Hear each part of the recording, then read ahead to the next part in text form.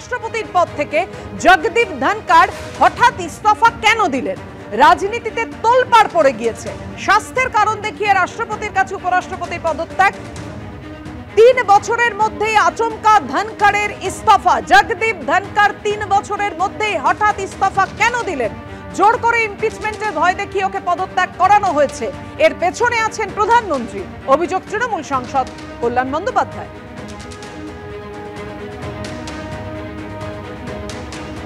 বিভিন্ন জায়গা থেকে যে সমস্ত খবর পাওয়া যাচ্ছে যে জগদীপ ধনখড় কে ওয়াজ ফোর্স টু রিজাইন, বিভিন্ন জায়গা থেকে আসছে খবরগুলো। এটা তো একদম তো পরশুদিন রাত্রি পর্যন্ত তখন তো সবাই দিয়েছি, জানতাম না। আমি তো তখন বলেছি I am taking it on face value. Now there is no face value, there are something different.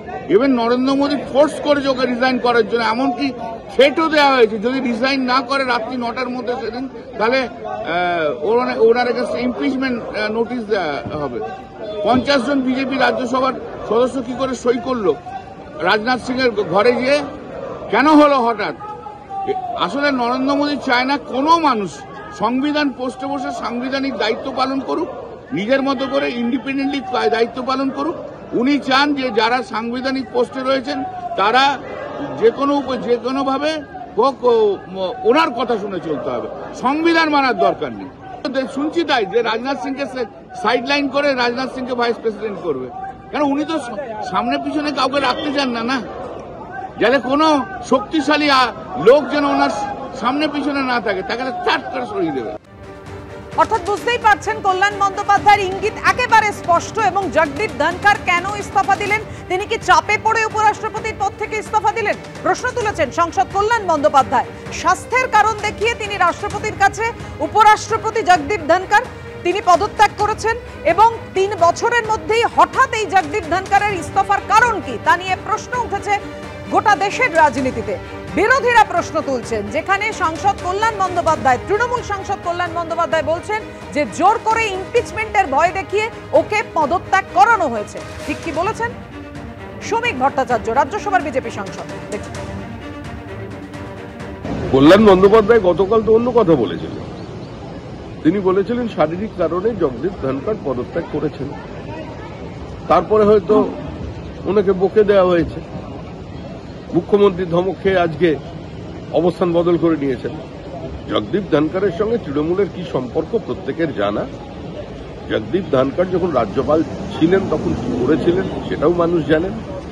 Jagdeep Dhankhar যখন উপরাষ্ট্রপতি হয়েছিলেন তৃণমূলের ভূমিকা কি ছিল সেটাও মানুষের জানা। শেষ পর্যন্ত ভোটদানে বিরত ছিলেন, এটাও পশ্চিমবঙ্গের মানুষ ভুলে যায়। তৃণমূলের রাজনীতি দ্বিচারিতার রাজনীতি, তৃণমূলের রাজনীতি বারবার অবস্থান পরিবর্তন করার রাজনীতি, বিরোধিতার জন্য বিরোধিতা করার রাজনীতি। উপরাষ্ট্রপতি জগদীপ ধনখড়ের ইস্তফায় রাজনৈতিক মহলে শোরগোল পড়ে গেছে। সূত্রের খবর, এর একটা কারণ হতে পারে মোদী সরকারের সঙ্গে তার সংঘাত। যদিও উপরাষ্ট্রপতি হওয়ার পর থেকেই জগদীপ ধনখড়ের বিরুদ্ধে মোদী সরকারের হয়েই রাজ্যসভা পরিচালনার অভিযোগ তুলে এসেছে বিরোধীরা। এখন তার ইস্তফার পর সে কথা মনে করিয়েই খোঁচা দিয়েছে তারা। দিনভর উপরাষ্ট্রপতির চেয়ারে, রাতে হঠাৎ সেই উপরাষ্ট্রপতির পদে ইস্তফা। জগদীপ ধনখড়ের রহস্যে মোড়া পদত্যাগ নিয়ে এখন দেশ জুড়ে একটাই প্রশ্ন, কেন? বিভিন্ন সূত্র মারফত দাবি করা হচ্ছে এর একটা কারণ হতে পারে মোদী সরকারের সঙ্গে তার সংঘাত। যদিও উপরাষ্ট্রপতি হওয়ার পর থেকে এই জগদীপ ধনখড়ের বিরুদ্ধে মোদী সরকারের হয়ে রাজ্যসভা পরিচালনার অভিযোগ তুলে এসেছে বিরোধীরা। বিরোধীদের বলতে না দেওয়া এবং বিজেপির সুরে সুর মিলিয়ে অধিবেশন চালানো, শুরু থেকেই এই 2 অভিযোগ বারবার উঠেছে জগদীপ ধনখড়ের বিরুদ্ধে। 2023 সালের অগস্টে বিরোধীরা যখন দাবি করছে মণিপুর ইস্যুতে প্রধানমন্ত্রীকে রাজ্যসভায় বক্তব্য রাখতে হবে, তখন উপরাষ্ট্রপতি জগদীপ ধনখড় বিরোধীদের বলে দিয়েছিলেন, আমি প্রধানমন্ত্রীকে রাজ্যসভায় আসতে বলবো না, বলতে পারবও না, এটা প্রধানমন্ত্রীর ব্যাপার। সেই বছরই ডিসেম্বরে সংসদের শীতকালীন অধিবেশন চলাকালীন নজিরবিহীনভাবে সাসপেন্ড করা হয় 146 জন বিরোধী সাংসদকে, যার মধ্যে রাজ্যসভা থেকে সাসপেন্ড করা হয় 46 জনকে। কার্যত বিরোধী শূন্য অবস্থায় চলে রাজ্যসভা। পাশ হয় একের পর এক বিল। সেই সময় রাজ্যসভার চেয়ারম্যানের চেয়ারে ছিলেন উপরাষ্ট্রপতি জগদীপ ধনখড়।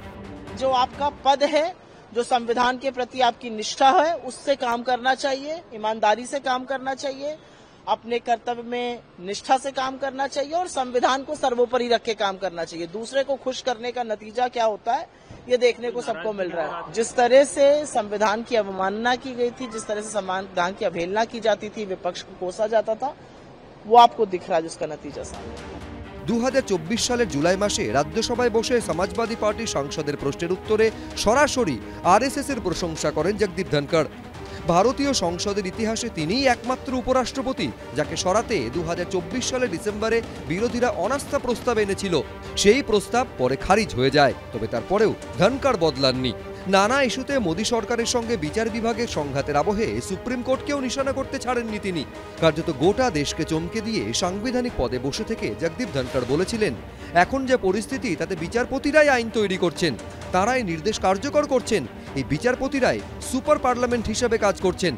এই প্রেক্ষাপটে প্রশ্ন উঠছে, উপরাষ্ট্রপতির চেয়ারে বসে যার বিরুদ্ধে কার্যত মোদী সরকারের অনুগত থাকার অভিযোগ উঠেছে, তাকে এভাবে হঠাৎ ইস্তফা দিতে হলো কেন? তিনি উপরাষ্ট্রপতি হয়েছেন, এটাকে বলে মোর লয়াল দ্যান দ্য কিং। তিনি অনেক বেশি আরএসএস, অনেক বেশি বিজেপি, এটা প্রমাণ করার জন্য অনেক বাড়তি কথা বলছিলেন, যতটা আরএসএস বিজেপি এখন বলেন। এমনকি রাজ্যসভা পরিচালনা করতে গিয়ে তিনি একটা দলীয় মনোভাব দেখাচ্ছিলেন। যেদিন সেশন শুরু হচ্ছে তখন হঠাৎ শরীর বিগড়েছে, তা তো নয়। তাহলে এর মধ্যে এটাই বিজেপি যেভাবে রাষ্ট্র চালাচ্ছে, দেশ চালাচ্ছে, তাতে অনেক কিছু গোপন আছে। তার রাজ্যপাল হিসেবে ভূমিকা এবং রাজ্যসভার চেয়ারম্যান হিসেবে হাউস পরিচালনা করা জানেন। বিরোধিতার জন্য বিরোধিতা, এর মধ্যেও কোনো রাজনীতি খোঁজা কাঙ্ক্ষিত। একদা অনুগত ধনখড়ই এখন মোদী সরকারের কাছে ব্রাত্য হয়ে গেলেন। আসল কারণ কি? আপাতত সেটাই রহস্য।